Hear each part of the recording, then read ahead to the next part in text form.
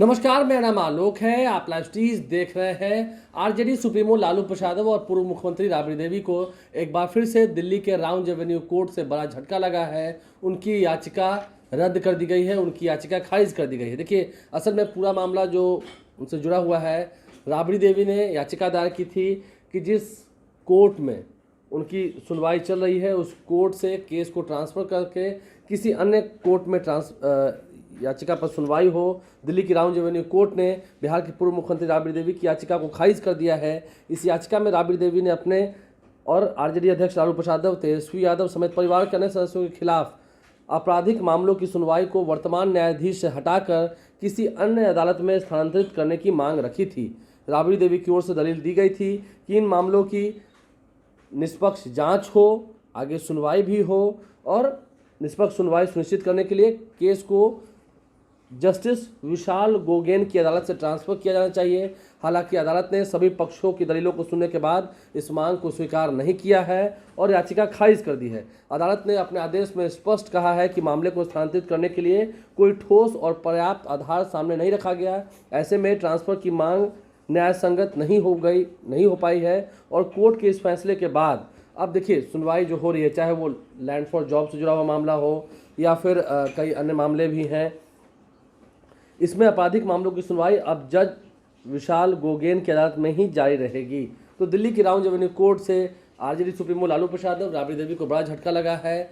Justice विशाल गोगेन के court में ही सुनवाई चल रही थी, ये सुनवाई आगे भी जारी रहेगी। दिल्ली के राउंड एवेन्यू कोर्ट में राबड़ी देवी ने कुछ दिन पहले अपील की थी और आज शाम में ये जब याचिका रद्द कर दी गई है, इसके बाद एक और बड़ा झटका, यानी कि वो चाहते थे केस ट्रांसफ़र हो जाए किसी और कोर्ट में, कोई और जज हो वो उस मामले की सुनवाई करें, लेकिन दिल्ली की राउंड एवेन्यू कोर्ट ने सीधी मना कर दिया और कहा कि कोई ठोस आधार नहीं है। तो ऐसे में मुश्किलें और बढ़ी हैं और जो सुनवाई की प्रक्रिया है, हमने पिछले दिनों भी आपको बताया था कि कोर्ट की ओर से ये कहा गया है कि जल्दी जल्दी अब इस मामले में सुनवाई हो, तथ्य पेश किए जाए, क्योंकि जब ईडी की पूछताछ हुई थी, चार्जशीट हुई थी, सप्लीमेंट्री चार्जशीट भी हुई थी तेजस्वी यादव पर, उस दौरान ये बातें हुई थी कि अब जल्दी से मामले को निपटाया जाए, क्योंकि लैंड फॉर जॉब से जुड़ा हुआ मामला फिर जब रीओपन हुआ, इसमें कई तथ्यों को पेश किया गया। आपने देखा पिछले ही साल 2024 में अलग अलग दिन बुलाकर लालू प्रसाद और राबड़ी देवी से पूछताछ भी हुआ है, पूछताछ की गई है, लेकिन पूछताछ के लगभग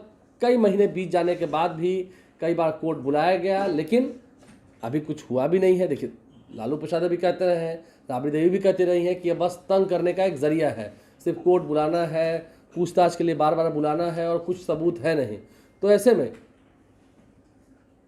जिस अदालत से केस ट्रांसफ़र करने की मांग की गई थी, ऐसा लगा था कि हाँ केस ट्रांसफ़र हो जाएगा, लेकिन नहीं, कोर्ट ने भी साफ साफ कह दिया और लालू प्रसाद और राबड़ी देवी को एक और बड़ा झटका लगा है। कोर्ट से फिलहाल उनकी याचिका को स्वीकार नहीं किया गया है और अब जब इस मामले की सुनवाई होगी, क्योंकि इसे तुरंत करना है, ये कोर्ट की ओर से कहा गया है, जल्दी से जल्दी तारीखें देनी है, तो अब देखना होगा इसमें और कितना लंबा समय लगेगा, क्योंकि पूछताछ की प्रक्रिया और जांच ये लंबे समय से चल रही है प्रक्रिया।